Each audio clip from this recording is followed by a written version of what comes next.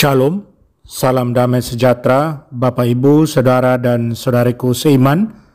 Semoga saya menjumpai Anda semuanya dalam keadaan yang sehat-sehat saja, tak kurang satu apapun, dan selalu dalam lindungan kasih Tuhan.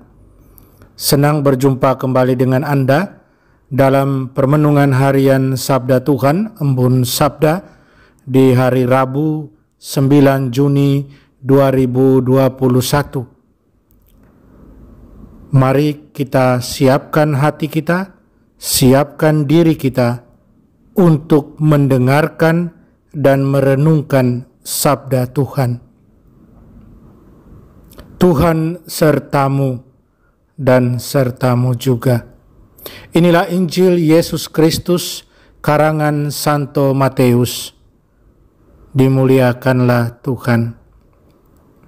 Dalam khotbah di bukit, Yesus berkata, "Janganlah kalian menyangka bahwa aku datang untuk meniadakan hukum Taurat atau kitab para nabi. Aku datang bukan untuk meniadakannya, melainkan untuk menggenapinya. Karena aku berkata kepadamu, sungguh selama belum lenyap langit dan bumi ini, satu iota atau satu titik pun tidak akan ditiadakan dari hukum Taurat sebelum semuanya terjadi.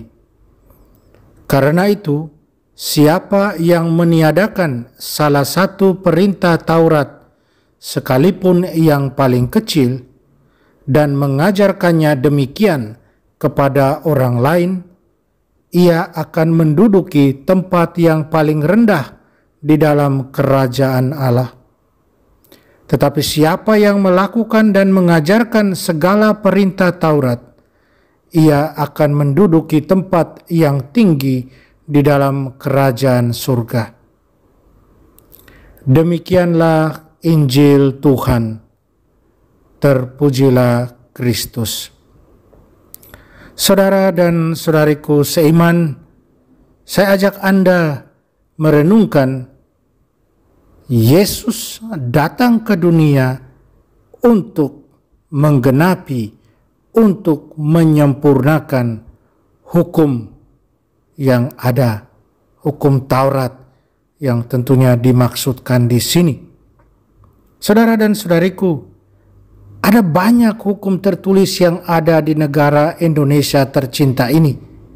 Dan kalau ditanya apakah setiap warga negara mengerti hukum-hukum itu, maka jawabannya pasti tidak.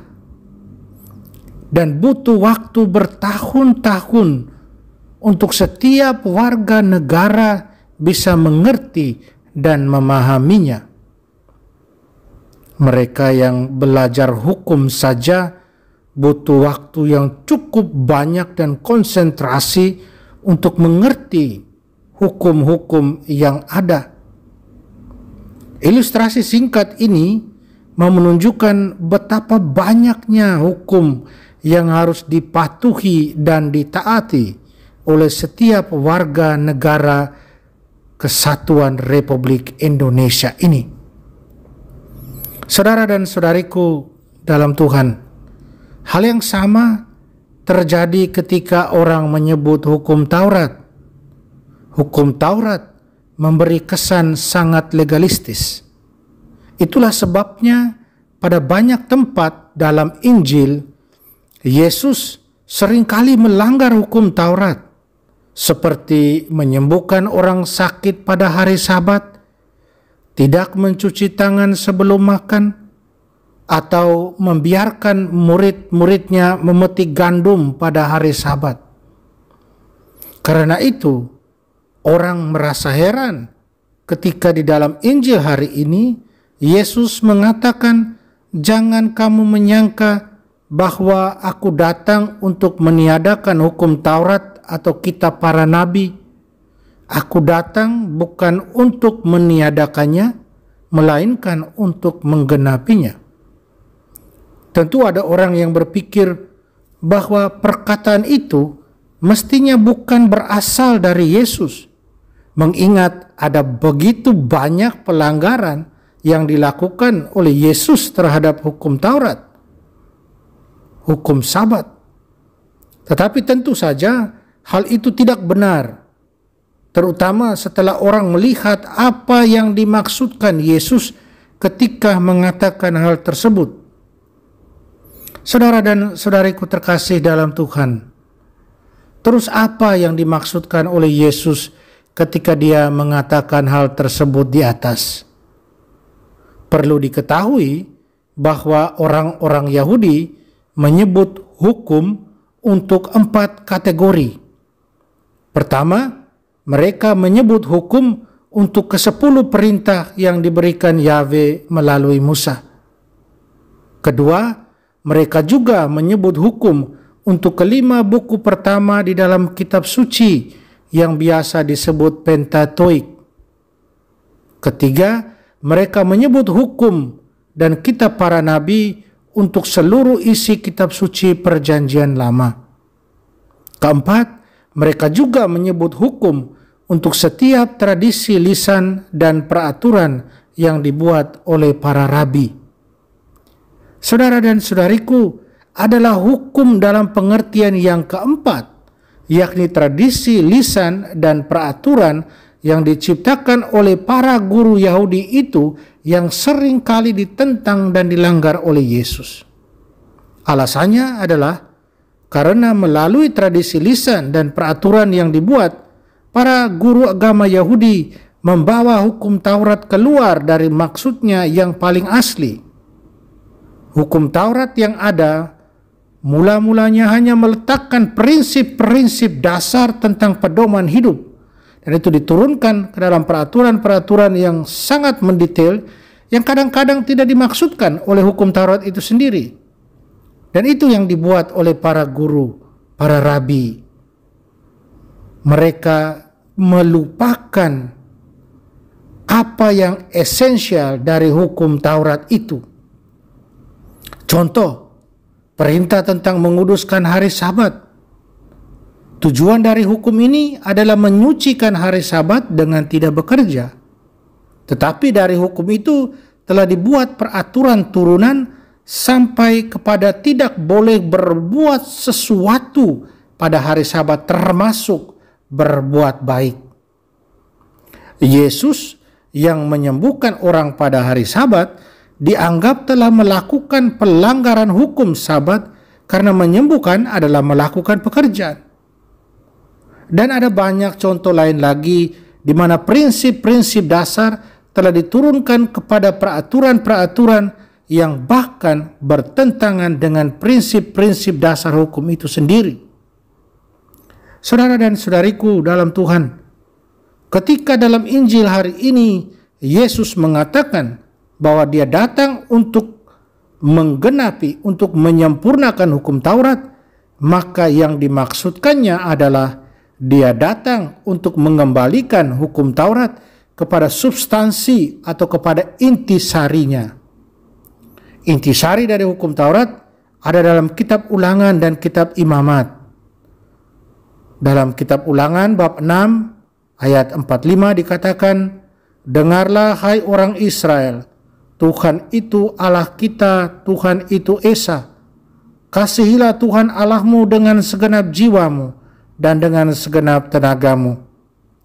Sedangkan di dalam kitab Imamat bab 19 ayat 18 dikatakan, "Kasihilah sesamamu manusia seperti dirimu sendiri." Yesus menyempurnakan hukum kasih itu dengan menerangkan siapa yang dimaksudkan dengan sesama, yakni semua orang dan bukan cuma orang-orang Israel, orang-orang Yahudi.